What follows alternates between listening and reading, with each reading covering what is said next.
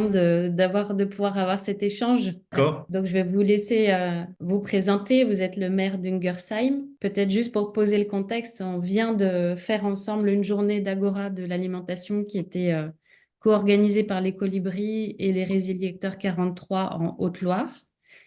Et dans ce cadre-là, vous avez participé toute une journée et notamment la matinée à une table ronde. Et à l'issue de cette journée, vous m'avez exprimé votre frustration euh, de ne pas pouvoir avoir été sur du temps plus long. Et je trouvais que c'était assez intéressant parce qu'effectivement, vous m'avez dit, hein, la démocratie, c'est du temps long. Et, et donc, je trouvais que Excellent. c'était... Voilà.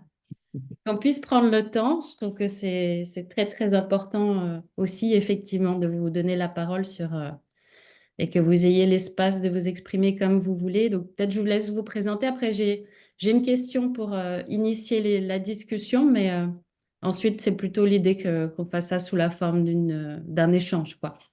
D'accord. Voilà, donc Jean-Claude Mensch, maire d'Ungosheim, et puis chargé du plan climat au niveau de l'agglomération mulhousienne.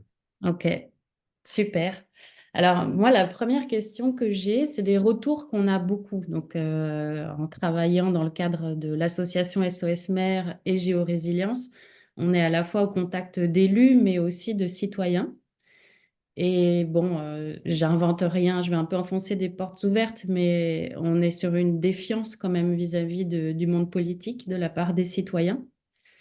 Et nous, la question qu'on nous pose un petit peu tout le temps, c'est de dire, quelque part, on pose un constat qui paraît un peu énorme, de problématiques qui paraissent assez gigantesques. Et puis la réponse qu'on amène, c'est de dire, travaillons au niveau local, au niveau des communes, avec les maires. Et on nous challenge un petit peu en nous disant, mais finalement, par rapport à ce constat qui est posé, qui peut paraître gigantesque, quel est le vrai pouvoir des maires et des citoyens dans ce contexte-là? Donc, c'était ma première question à vous. Qu'est-ce que vous en pensez quand... je ne sais pas si c'est des choses que vous entendez, mais qu'est-ce que vous en pensez? Déjà, pour répondre à la question de la défiance des citoyens par rapport aux élus, donc elle est moindre en ce qui concerne les maires, Mm. puisque ça reste encore euh, l'échelon qui est le plus politique, qui est le plus apprécié par les citoyens, encore qu'il y a une baisse de cette confiance. Alors, bien sûr, l'élu tel qu'il soit, et a fortiori le maire, obligatoirement, il doit être dans un rôle de proximité, de contact avec ses citoyens, ses électeurs, ses contribuables, ses administrés. Sinon, ça fonctionne pas, voilà, tout simplement.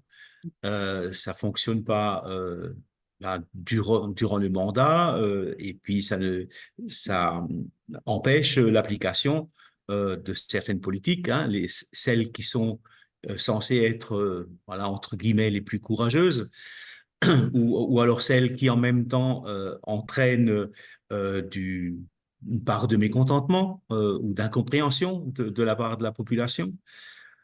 Donc, pour être dans ce climat-là, il faut être en proximité et puis en confiance avec les citoyens, quel que soit l'élu. Ok. Les travaux sont gigantesques, hein, voilà, quand vous évoquez la question euh, d'un plan communal de sauvegarde, et c'est très anxiogène. Il convient de déployer une pédagogie totalement adaptée pour éviter de faire peur, hein, justement. Et donc, ben là aussi, hein, à partir du moment où règne la confiance, l'application ou la compréhension de ces politiques-là, elle est plus facile. Mm. Voilà. Je sais pas, on peut invoquer aussi la question de la transition écologique. Oui. Voilà. Donc, transition écologique, qui dit transition, dit changement. Et le changement est perçu comme un phénomène, une situation insécure et qui entraîne obligatoirement de la défiance ou du rejet. Oui. ou pour le moins des réticences. Alors voilà, pour appliquer ces politiques-là, il convient effectivement d'avoir la confiance de la population. Et là, on revient aussi sur le sujet du temps long, parce que la transition écologique, vous avez été dans les tout premiers à politiquement travailler sur ces sujets-là. C'était il y a combien de temps? Il y a quoi, une trentaine Une d'années? vingtaine d'années. Ouais, une vingtaine d'années. Alors, oui, c'est bien d'aborder la question sous cet angle-là. C'est-à-dire, dans toutes les relations humaines, les positions les plus abruptes sont les plus rejetées. Donc, on peut y aller graduellement. Oui, Hein. On peut expliquer les choses, user d'une forme de pédagogie, appliquer pas intégralement ces politiques, mais voilà, c'est la politique du petit pas, tout simplement, oui, et y aller progressivement. Et donc, au fur et à mesure de l'avancement, démontrer à chaque étape le bien fondé de la démarche et des résultats qui sont enregistrés. Pas toujours, hein, c'est pas toujours évident parce que les résultats sont souvent longs aussi. Hein. Voilà, finalement, c'est ça le temps long, la politique du petit pas, la démocratie qui est le temps long, hein, l'explication et les résultats derrière ne sont pas tout le temps, ne sont pas immédiats en tout cas et ne sont pas toujours probants quoi, ou suffisamment visibles. oui, Alors, voilà, c'est toute une mise en œuvre, comment je dois dire ça? Euh, c'est beaucoup de sensibilisation et de diplomatie, de doigté. oui. Et même, même Pardon. nous, enfin, quand on travaille comme ça sur des sujets, finalement, sur les sujets d'écologie, comme nous, notre sujet des risques, quelque part, on a une sorte de maîtrise euh, on a une maîtrise du constat de base. On sait, on a des projections, donc on a quand même une idée de là où on peut arriver si on ne fait rien. Mais Mhm. la manière de mettre en œuvre, de travailler sur des projets concrets pour répondre à la problématique ou aux problématiques, c'est des choses que vous avez aussi, vous, construit dans le temps long et en étant aussi à l'écoute de votre territoire, de la population, de comment tout ça réagit, un peu comment la mayonnaise prend. Donc là aussi, vous avez été à la fois sur du temps long et du petit pas dans la construction de la réponse. Oui, pardon, dans la construction de la réponse et dans la participation des citoyens. Mhm. Hein, donc, la démocratie participative est un des éléments essentiels à la construction du projet et à l'application de nouvelles politiques. Dire, c'est la première étape de la rencontre avec le citoyen, de l'échange, du débat et de l'écoute. Et donc, c'est un aiguillon tout à fait remarquable pour l'application des politiques. Mais voilà, à chaque fois, ça rallonge la sauce en quelque sorte. À chaque fois, donc, il y a une étape supplémentaire, puisque être à l'écoute, enregistrer, et puis ensuite l'application, ça suppose de passer par différents stades qui sont qui s'inscrivent également dans la longueur. Et puis même parfois, si derrière on pense avoir euh, agrégé toutes les forces et toutes les compréhensions et toutes les participations et qu'on passe à l'application, il y a encore du questionnement. Ça reste encore, quoi.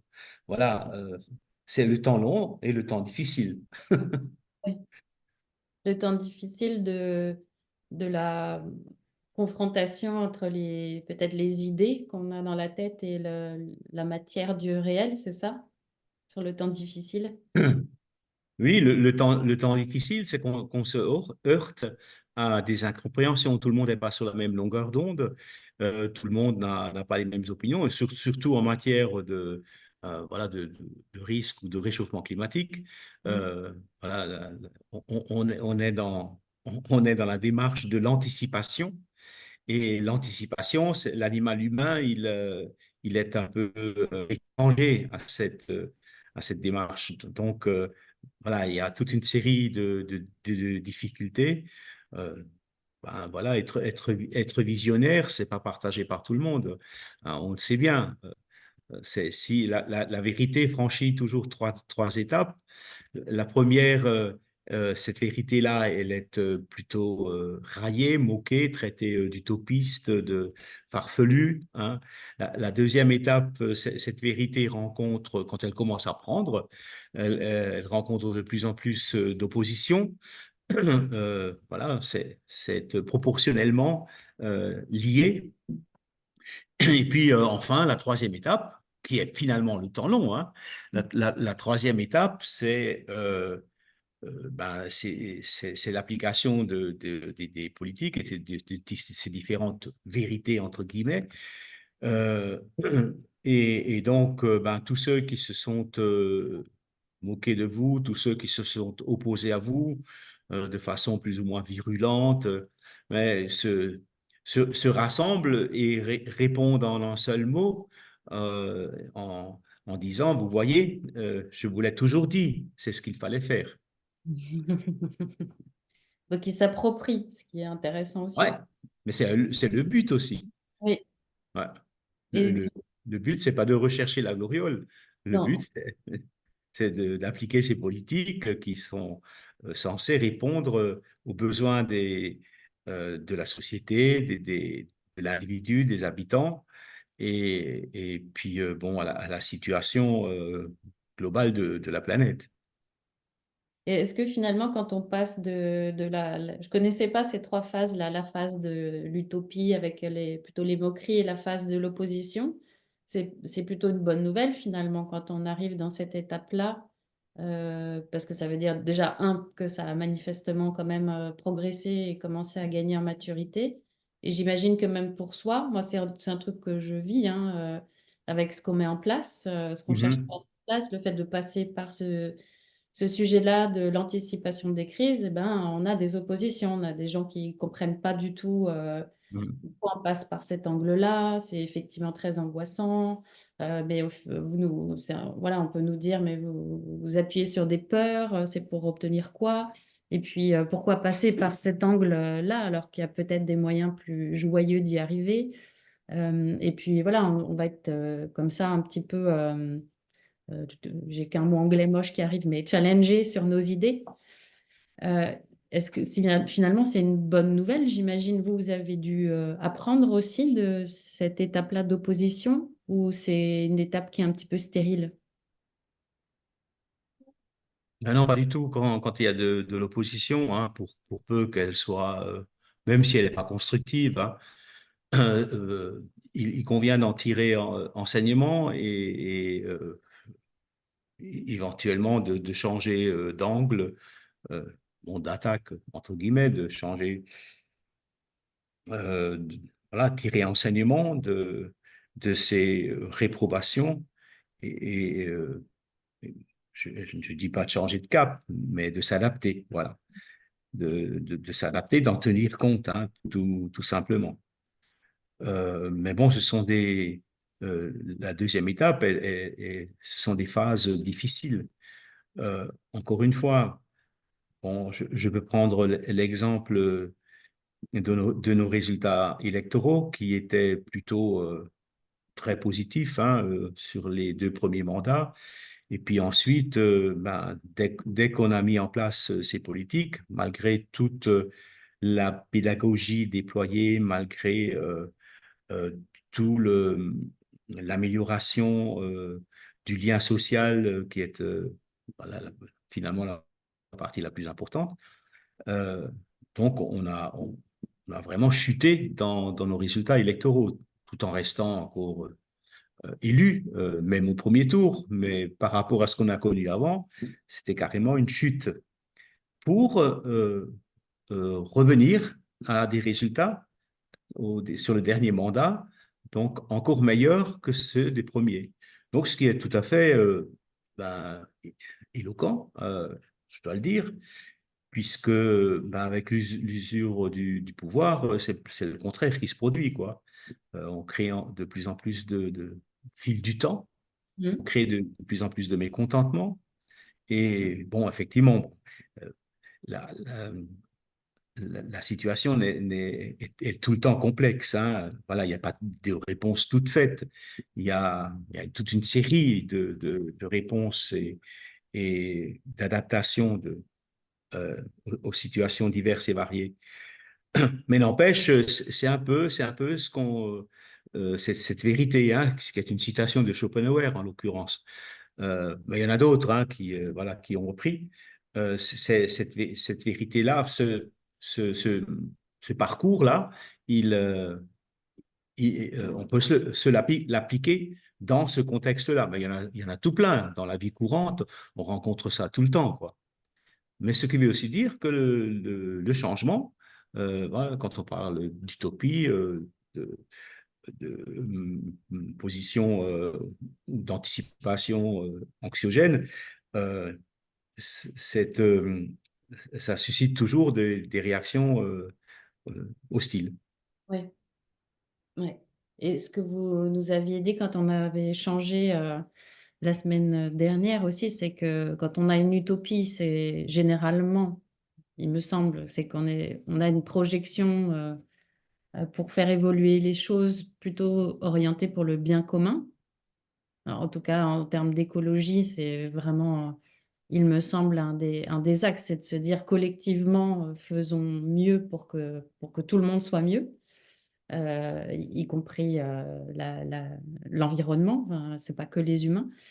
Mais le bien commun, c'est une notion finalement qui est très abstraite, c'est-à-dire que ce que moi j'estime être du bien commun, c'est peut-être probablement, et c'est probablement pas la même vision que vous avez vous ou que va avoir mon voisin. Donc, il y a cette idée-là aussi d'avoir un point de départ d'une utopie qui n'est pas forcément partagée par tout le monde. Oui, mais en réalité, pour moi, le bien commun, c'est pas une utopie, quoi. Euh, le, le bien commun, c'est assez factuel, quoi.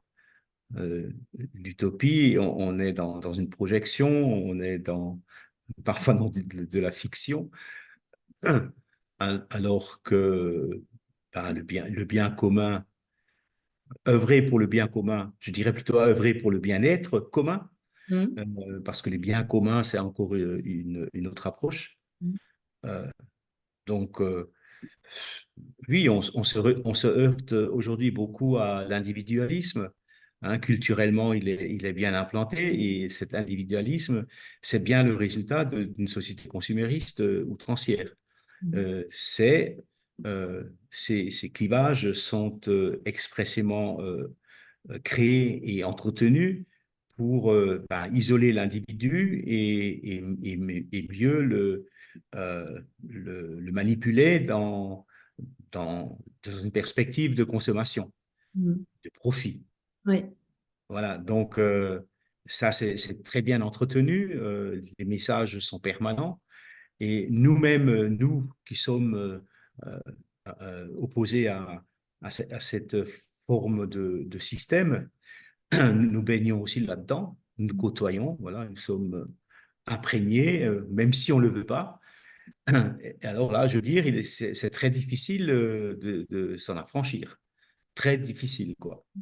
Et je veux le dire, c'est bien foutu, quoi. Oui, c'est bien fait. Globalement, tout est bien fait et Ouais, très efficace. ouais. C'est, vous l'avez senti, vous l'avez vraiment perçu, cette évolution vers plus d'individualisme? Vous qui avez été syndicaliste en plus, vous avez quand même toujours été sur des combats collectifs. C'est quelque chose que vous avez senti aussi dans vos différents mandats de maire, des évolutions vraiment flagrantes? Ah oui, absolument. Donc, je fais partie je faisais partie de la corporation minière Oui. et donc, ben, travailler au fond d'une mine à 1000 mètres de profondeur avec des températures de roche de 50 degrés, euh, ça, dans un milieu hostile, ça crée forcément du lien, de la camaraderie et de la solidarité. Donc, la solidarité minière, elle est légendaire de ce point de vue-là, quoi. Mais bon, par la force des choses. Et donc, ça a forgé toute une culture sur notre bassin minier propre. Une culture, la culture minière qui est connue et voilà, qui est faite d'entraide. Cette, cette culture minière, elle a disparu et en même temps, la société, elle n'a pas progressé, elle a régressé. Dans le sens où c'est l'individualisme qui a pris la place, quoi, globalement. L'individualisme a toujours existé. Euh, voilà, c'est sans doute une des grandes tares du système marxiste de vouloir tout collectiviser, même l'individu, quoi. Euh, alors, voilà, que chacun est unique et il convient d'en tenir compte, mais on ne parle pas de ce système de collectivisme ou d'individualisation, quoi. On parle du système consumériste hein, ou Oui, capitaliste. oui. Voilà, donc effectivement, il y a une nette évolution, quoi. Nette évolution. Bon, après, à quoi c'est dû? Est-ce qu'on peut tout mettre sur le système ou est-ce qu'il y a des carences au niveau de l'éducation ou globalement? Voilà. Donc, toutes les sociétés ne vivent pas comme la nôtre, quoi. Non. Et vous, vous avez senti justement en termes d'implication citoyenne, par exemple, une évolution dans moins d'implication citoyenne aussi dans la vie politique locale? Alors déjà, ça se traduit par une immaturité politique flagrante. Oui. Voilà. Donc, alors que auparavant, dans l'ancienne culture minière, il y avait un taux de syndicalisation remarquable, il y avait une imprégnation politique tout à fait bah, euh, hors, hors du, de la moyenne, au-delà de la moyenne, et de ce fait-là, une conscience politique. Ceci, ça n'existe plus. Il n'y a plus de conscience politique. On ne sait plus. Voilà, on fait l'amalgame entre la politique au sens noble du terme, hein, ce que nous tous devons défendre dans notre vie courante, hein, en tant que citoyen, mais aussi en tant qu'élu, euh, et le politicien, celui qui veut faire carrière, celui qui est montré du doigt, qui est catalogué comme étant tous pourris, et des choses comme ça, quoi. Donc, du fait de la perte de cette conscience politique, euh, le citoyen, dans ce cadre-là, mais globalement aussi, euh, par le fait de la montée du numérique, qui se traduit par la rapidité, par l'immédiateté, hein, par le tout de suite, ne laisse plus de la place à la réflexion, à la lecture, à l'émancipation personnelle, haute, spirituelle, quoi. Je parle pas de religion, hein. Oui, oui. À cette harmonie, voilà, bon, enfin bref, à cette également ce, ce contact avec les autres. Après, ça a de l'empathie, voilà. Ça laisse plus de place à tout ça, quoi. Oui. Et donc, ça se traduit par des votes qui sont, voilà, qui vont vers l'extrême droite, en l'occurrence. Il n'y a pas il y a pas de réflexion. Et c'est d'immaturité politique. Voilà. J'essaie d'expliquer cette perte de la conscience politique au fil du temps par ce que certains appellent l'évolution de la société et qui pour moi est une Oui. régression individuelle et sociétale. La conscience politique, comment vous définissez ça? Ah oui, c'est effectivement une bonne question. La conscience politique, c'est la connaissance, déjà, voilà, la connaissance, et particulièrement du fonctionnement de la société. Ah, voilà, c'est ce qu'on appelait, nous, dans ma génération, du temps scolaire, de l'instruction civique. Ok. Voilà. Donc, comment fonctionne notre société? Qui le sait encore? Quels sont les différents rouages? Ensuite, c'est aussi la connaissance par rapport à des grands penseurs, la France des Lumières en l'occurrence, quoi, ou la pensée capitaliste ou la pensée marxiste. Connaître, voilà, des gens qui cherchent à, à, à trouver ou euh, enfin, qui sont dans la recherche d'une société meilleure, tout simplement, quoi. Euh, bon, après, ça peut être enfin bon, globalement, c'est de la connaissance, c'est une forme d'éclectisme. Ouais, le terme, il est un peu pompeux, quoi. Enfin, bon, Mm. bref, aller un peu en tous azimuts. Et ce qui, la rencontre avec les autres, ça suppose aussi l'implication dans des associations ou autres mouvements, voire dans des partis politiques, ou pour, euh, euh, pour apprendre à connaître le débat, la confrontation d'idées, d'opinions. Voilà, c'est toute une effervescence qui forge une conscience politique. Ouais. Une Le, maturité politique au sens noble du terme, hein. C'est aussi tout simplement gérer un budget familial, faire attention à ce que l'on mange, lire les étiquettes et les comprendre, être curieux, critique, l'action. investiguer. Voilà, tout ça, ça forge Ouais. c'est le penser par soi-même. Oui, C'est ne pas, voilà. il y Donc, a effectivement, si, on si a, je vous demande qu'est-ce que vous allez voter, voilà, je sais pas, il y a toujours cette partie des 30% d'indécis. Alors, c'est ceux qui ne veulent pas se prononcer, il y en a qui disent n'importe quoi, juste pour répondre au sondage, en l'occurrence, quoi. Mais pour se forger une vraie idée politique, faut avoir la connaissance. oui. Pourquoi?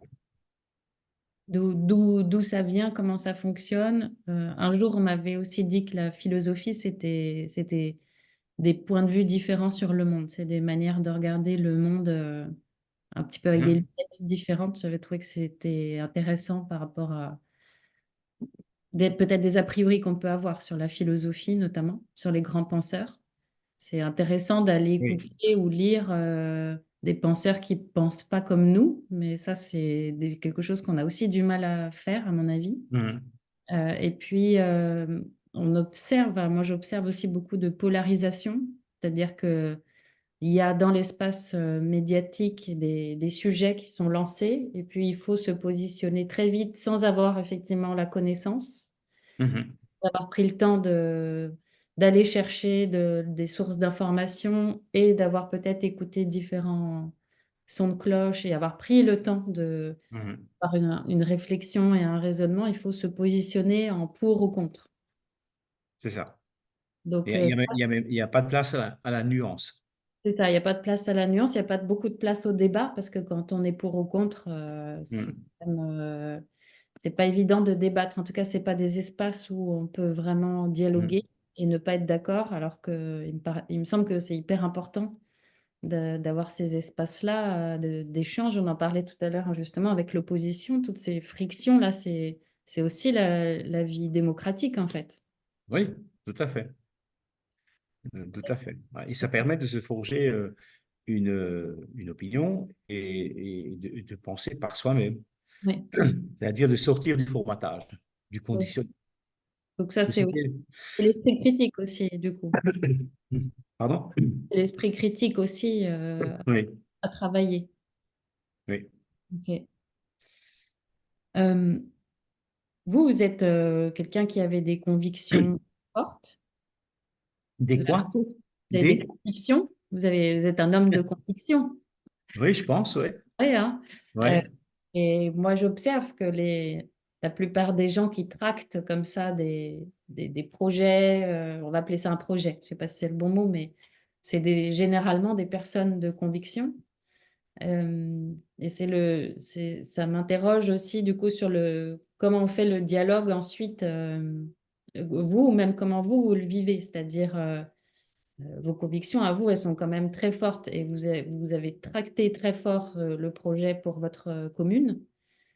Et comment vous arrivez à dialoguer finalement avec cette opposition et en tout cas peut-être aussi parfois les freins que vous pouvez sentir très forts alors que on le sent hein, quand on vient visiter votre ville et quand on a des échanges avec vous, on sent que vous êtes une personnalité qui tractée. Enfin, je vois vraiment cette image-là quand même de aussi toute l'énergie qui est mise.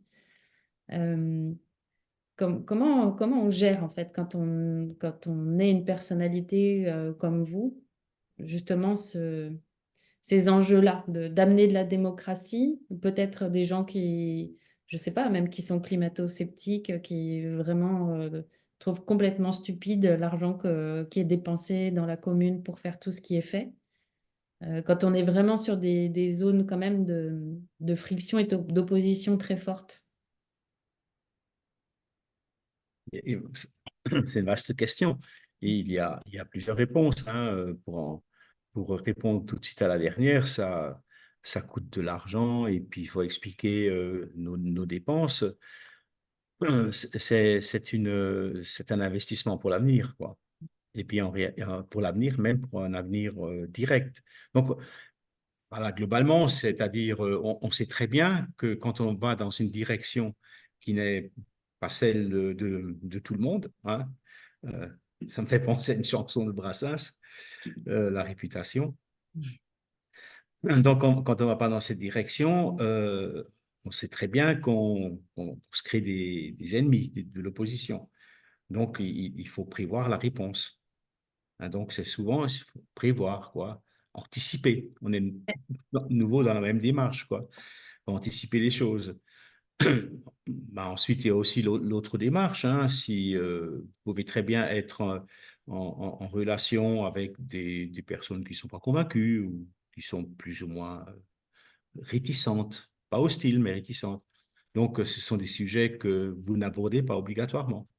Hein. Voilà des sujets qui fâchent, on ne les aborde pas pour Ah ouais. garder, pour garder ben, un semblant d'amitié et pour préserver l'échange, pour préserver le dialogue, quoi. On préserve le dialogue et à un moment donné, ben, il y a un terrain favorable pour pouvoir quand même aborder ces questions qui fâchent. Bon, voilà, on appelle ça de la diplomatie aussi, autrement, quoi. Ou de la sensibilité, tout simplement. Alors, non, moi, j'ai pas une personnalité. Euh, J'essaye d'être très près des gens, quoi. Je sais, après, on est tous soumis à des humeurs qui sont pas tous les jours les mêmes, et puis on peut pas tous les jours non plus agir de la même manière. Mais bon, il convient d'être près des gens, quoi. Mm. Euh, Essentiel. Ok. Ok. Sur les résultats, justement, vous parliez des résultats qui s'inscrivent là aussi sur du temps long. Est-ce que vous voulez nous parler des résultats obtenus à Hungersheim? Là, je vous laisse un petit peu aussi carte blanche par rapport aux fameuses frustrations que vous avez. Il y a peut-être des choses que vous n'avez pas encore pu exprimer. Donc, Oui, alors, donc, euh, voilà, en 2011, on prend connaissance du film de Rob Hopkins, hein, qui a un des chantres qui a travaillé sur euh, le pic pétrolier, la raréfaction des énergies fossiles et puis la création de modes de vie plus reliés, mhm, enrichissants. En 2011, on s'inscrit dans ce mouvement. Bon, il y a déjà derrière des actions euh, très positives. Ça a été facilité par ça. ok, Alors, notre démarche consiste, on parle d'énergie, on parle souvent d'énergie, et puis bon, on s'est rendu compte que l'énergie, elle est partout. Voilà. On a besoin d'énergie partout. Même nous, tous les jours, on a besoin de se restaurer pour avoir de l'énergie. Euh, donc, essentiellement, l'énergie, c'est la production d'énergie, mais c'est aussi la sobriété. Et c'est donc aller plutôt vers des énergies renouvelables que de garder des énergies fossiles. Reste aussi la question de la souveraineté alimentaire. Et donc, pour mettre tout ça en œuvre, ben, il convient d'être en relation quasi permanente avec la population à travers une forme de démocratie participative. Ok. Voilà, alors ce sont les trois grands piliers de notre démarche, hein, l'autonomie intellectuelle, l'indépendance énergétique et la souveraineté alimentaire, qui se traduisent par, nous, on a mesuré 21 actions et qu'on appelle pour le 21e siècle, qui sont donc des chiffres symbolique. Ok. Agenda 21, 21e siècle, le 21, je sais pas, il a quelque chose d'ésotérique. Voilà. Et donc là, on est quasiment en 2011, ce qui fait euh, près de 15 ans en arrière. Et aujourd'hui, après 15 ans, alors est-ce que 15 ans, c'est le temps long? Euh, Sans doute, c'est un temps trop long par rapport aux enjeux climatiques. Voilà, qui vont crescendo là, en ce moment. Euh, il y a encore une publication dans Le Monde hein, que j'ai lue ce matin, euh, comme quoi les quelques grands scientifiques ne trouvent plus d'explication par rapport à l'augmentation assez inhabituelle en 2023 de la température terrestre, globale, hein, globale. Ouais. Température des océans, température de l'atmosphère terrestre. Euh, donc, est-ce qu'on est déjà dans l'emballement climatique? Alors, vous voyez, le temps long, Mm. plutôt, oui, il est trop long, effectivement. Voilà, donc après 15 ans, on peut dire qu'on a quasiment atteint l'autonomie énergétique avec le déploiement des énergies renouvelables, essentiellement du solaire photovoltaïque, du solaire thermique, de la biomasse, de la méthanisation, donc du bois aussi. Et la sobriété énergétique. Donc voilà, c'est le programme Négawatt, hein, sobriété d'abord, efficacité ensuite, et puis développement des énergies renouvelables, les trois piliers, encore trois. Donc voilà, c'est quasiment atteint. Il y a encore une grande centrale photovoltaïque de 10 mégawatts qui est en cours, l'étude de l'impact environnemental est en cours. Et voilà, nous serons au-dessus des besoins de la commune. Alors, le raisonnement, c'est le suivant. La production d'énergie renouvelable euh, sur l'année correspondra à la consommation globale d'énergie, euh, industrie comprise, industrie, artisan, tout compris, Ok. chauffage, etc. Voilà, donc on ne dissèque pas la partie pour pouvoir annoncer un grand chiffre, quoi. Ok. Donc, c'est à peu près, c'est une quinzaine d'années quoi, qu'il Et- faut pour arriver à ce résultat. Ensuite, la souveraineté alimentaire. Aujourd'hui, ben, on peut dire que les, la production alimentaire déployée sur notre commune est suffisante pour nourrir la population. Là, je ne parle pas dans le cadre d'un risque hein, ou d'une Oui, cyberattaque, etc. Parce que c'est une production qui est étalée sur l'année, quoi. ok. Voilà. Ce ne sont pas des Et, stocks. et c'est en les fruits et légumes Fruits et légumes et viande. et viande. Ok, ça marche. Et Et et céréales. ah, il y a les céréales aussi? Oui, oui, oui. Bon, déjà, le maïs, c'est une céréale. Ok, Même si c'est une céréale tropicale. Mais bon, il y a le blé aussi. Il y a aussi de la production de blé pour la panification, d'accord. pour la farine et le pain. Ça, c'est avec des agriculteurs partenaires ou c'est avec la régie agricole? Non, non, c'est des agriculteurs C'est ça, qui vous sont, travaillez aussi. oui, qui sont des agriculteurs qui sont sur la commune. Hein. Oui, oui, ok. Et la souveraineté alimentaire, c'est pas la commune qui produit pour ses habitants, Non, non, c'est non. l'ensemble des acteurs de la commune. Oui, je m'étais Voilà. focalisée sur la régie agricole, c'est pour ça que ça m'avait même échappé, vous voyez. Ouais. Non, mais la production de viande, par exemple, il y a un producteur qui nourrit pas ses animaux, donc porcs et bovins, nourrit Mhm. pas ses animaux avec des céréales OGM, en l'occurrence, il les produit lui-même. Il produit lui-même ses légumineuses aussi pour ses animaux. Ok, Et puis un autre qui est bio, d'accord. donc en bovin. Super. Voilà. Et la sobriété énergétique, vous avez aussi pu percevoir des évolutions dans les comportements de la population? Parce que c'est Alors, compliqué. ouais, le moteur de cette évolution, c'était en 2022 avec l'augmentation du coût de l'énergie. Ah oui, Là, ok. ça a boosté, quoi. La contrainte. Avant, il y avait des actions comme ça assez ouais, constantes, mais disséminées, quoi. Euh, Là, carrément, ça a pris de l'ampleur. Maintenant, les toits, les installations photovoltaïques sur les toits, ça fleurissent. Ouais, D'accord. ouais. Ok. C'est malheureux quand même. Eh oui, bon. Mais bon, ça fait partie de notre discours depuis longtemps, hein. Oui, oui, bien sûr. On avertit les gens dans l'anticipation, comme attention, les coûts de l'énergie ne vont pas rester à ce niveau-là. Oui. Et ça n'a pas raté, quoi. Oui.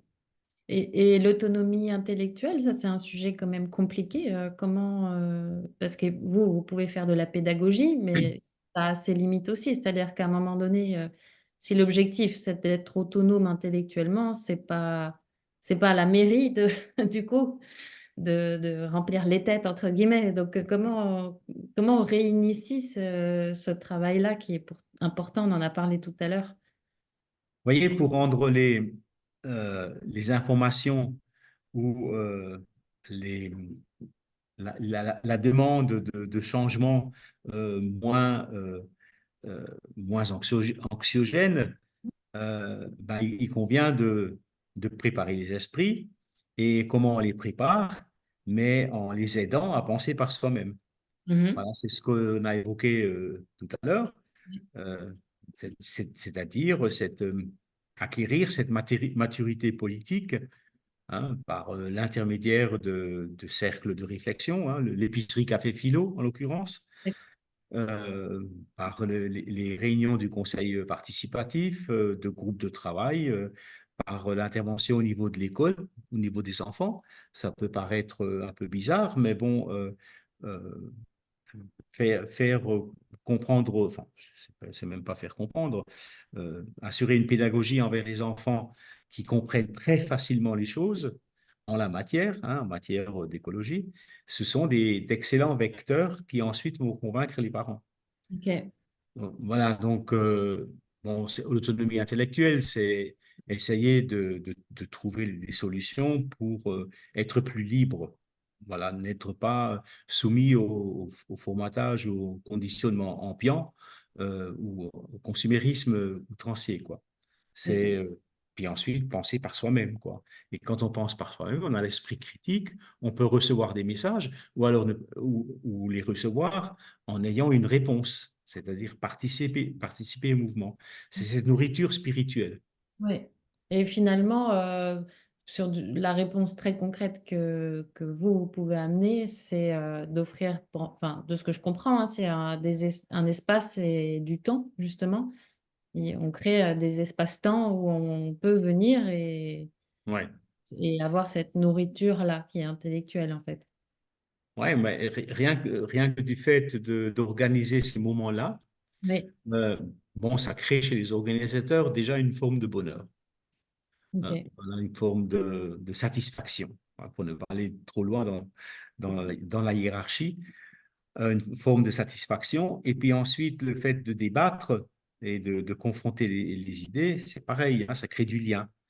Et le lien, c'est ce fil conducteur, hein, ce fil rouge indispensable à l'élaboration de différentes politiques, surtout Oui, celles qui sont, disons, le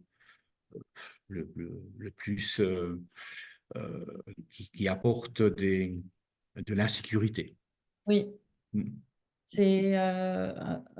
Moi, j'estime être en construction encore intellectuelle, justement, sur le fait d'être en capacité de débattre, parce que c'est effectivement pas du tout quelque chose qu'on apprend et que c'est Mhm.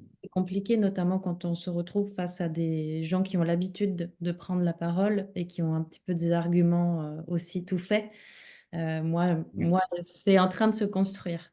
Et Mhm. une amie qui est avocate m'avait dit, ce qui est intéressant, c'est quand tu as une idée, toi, tu as une conviction et que quelqu'un arrive en face et te dit quelque chose qui vient tu sens qu'au fond de toi, ça te met mal à l'aise. En tout cas, ça te crée quelque chose au fond de toi. Elle m'a dit, là, c'est intéressant d'aller prendre le temps de creuser. Pourquoi ça vient ça Mhm. a l'air de bouger des lignes Mhm. sur ma conviction, soit parce que bah, je vais pouvoir venir justement renforcer quelque part cette conviction, mais ça va me demander d'élaborer encore un petit peu plus ma pensée. Soit ça vient créer ce sentiment un petit peu malaisant parce que c'est pas si injuste que ça, ce que la personne est en train de me dire et que ça va faire évoluer. Et j'avais trouvé ça vraiment intéressant comme Mhm. conseil et que Oui, j'avais. tout à fait.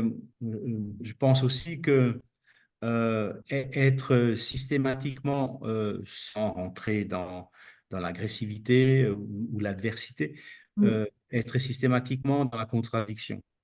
C'est-à-dire n'importe quel message, quelle parole, quelle expression, hein, euh, que vous recevez, quelle qu'elle soit, toujours avoir l'esprit critique, hein, dire, voilà, même si au fond de soi-même, on sait, bah, c'est peut-être pas tout à fait plausible ce que je pense, quoi, mais je réagis. Oui, Et cette réaction peut ensuite produire un effet concordant et un effet bienfaisant, quoi. Voilà, donc être contradicteur, ça, ou critique hein, envers tous les messages, quels qu'ils soient, c'est une forme de construction de sa liberté de penser. Et d'ailleurs, bon, après, la pensée, voilà, les penseurs, les intellectuels, voilà, les chercheurs, etc., mais aussi en face, pas en face, à côté, il y a l'action. Et entre la pensée et l'action, il faut tout le temps des liens. oui, Il faut tout le temps des interactions. Voilà. Voilà, la pensée, c'est une forme de travail, et puis l'action, de toute façon, on est dans la pratique ou dans l'application. Hein. Voilà, donc il faut tout le temps du lien. D'ailleurs, le lien, c'est le fil conducteur, quoi. de tout ça. Et alors, peut-être je vais vous poser une dernière question parce que je ne vais pas trop vous mobiliser de temps, mais vous avez justement parlé de la satisfaction, peut-être même du bonheur de mener des actions. On a pu rencontrer, je crois qu'il s'appelle Kenji, le maraîcher Mhm. communal. C'est quelqu'un qu'on sent justement très bien là où il est, quoi. C'est-à-dire Mhm. très heureux de faire ce qu'il fait. C'est ça, c'est pareil. Est-ce que c'est quelque chose, alors c'est assez intangible, bien sûr, mais est-ce que vous avez senti depuis 2011 et tout le travail qui a été fait, peut-être une évolution aussi de la satisfaction, de se dire peut-être parfois là on prend une direction qui est un peu moins facile par rapport à ce que nous propose le fonctionnement du monde d'aujourd'hui, mais quelque part on arrive à une satisfaction qui a plus de valeur parce qu'elle s'inscrit là aussi sur du temps plus long. C'est quelque chose que vous avez perçu? Oui, mais ça suppose de s'arrêter et de regarder en arrière, quoi. Hmm. Or, on s'arrête pas. On s'arrête jamais. Quelquefois, quand on est obligé de rechercher dans les archives un document, on tombe sur des trucs, est-ce que c'est possible? Est-ce que on a fait tout ça? Oui, effectivement, il y a un bilan tout à fait étonnant, quoi. Et puis, bon, la plus grande des satisfactions, c'est quand même de d'avoir un début de réussite sur la vision qu'on a mis en application. Ok. Donc vous, vous êtes heureux de ça? C'est un combat. C'est un combat de tous les jours. Et voilà, avoir une vision, c'est être confronté à l'opinion, à enfin, à l'opinion des autres, quoi, être confronté aux autres de toute façon. Mm. Et elle est pas, cette vision n'est pas tout le temps partagée, quoi. Et souvent, elle n'est pas comprise. Voilà. Elle est comprise plus tard. Mais pour y arriver, vous passez tout plein d'écueils. Donc, a priori, c'est pas facile, quoi. A priori, le bonheur réside plutôt dans le fait de relever ce défi-là tous les jours. Voilà, de se lever le matin et puis voilà, de bousculer encore un certain nombre de certitudes, de vieilles certitudes désuètes euh, qui sont vouées à l'échec, quoi. Donc, bon, c'est un combat de tous les jours, hein. Voilà, c'est pas le bonheur, hein. Si vous voulez me faire dire, Non, euh, non. oui, c'est dans ces actions-là qu'on rencontre de la satisfaction, mais aussi du mécontentement. On rencontre aussi des oppositions, on rencontre tout ça, quoi. Mm. C'est Voilà. vivant. C'est vivant. Mm. Super. Ben, je vous remercie beaucoup. Je vous en prie, ce fut un plaisir.